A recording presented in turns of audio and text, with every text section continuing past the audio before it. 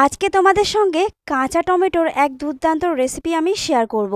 এভাবে কাঁচা টমেটো রান্না করলে খেতে অসাধারণ লাগে। তার জন্য প্রথমেই 2 রকম সর্ষে, পোস্ত আর কাঁচা লঙ্কার একটা মিহি পেস্ট বানিয়ে নিতে হবে।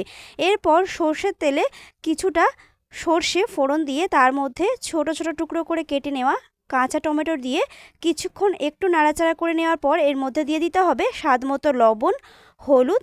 তারপর আবারও বেশ কিছুক্ষণ এটাকে নাড়াচাড়া করে একটু ভাজা করে নিতে হবে, মানে গায়ে যেন হালকা একটা লালচে লেয়ার আসে। এরপর প্রথমে যে বাটনাটা আমি বেটে রেখেছিলাম 2 রকম সর্ষে, পোস্ত আর কাঁচা লঙ্কা দিয়ে, সেটা দিয়ে কিছুটা পরিমাণে জল দিয়ে নাড়াচাড়া করে বেশ ভালোভাবে ফুটিয়ে নিয়েছি।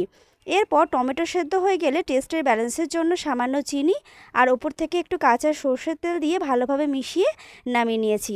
গরম গরম ভাতে কাঁচা টমেটোর এই রেসিপিটা দিয়ে খেতে কিন্তু অসাধারণ লাগে। তোমরাও অবশ্যই বাড়িতে ট্রাই করো। চলো টাটা, ভালো থেকো সবাই।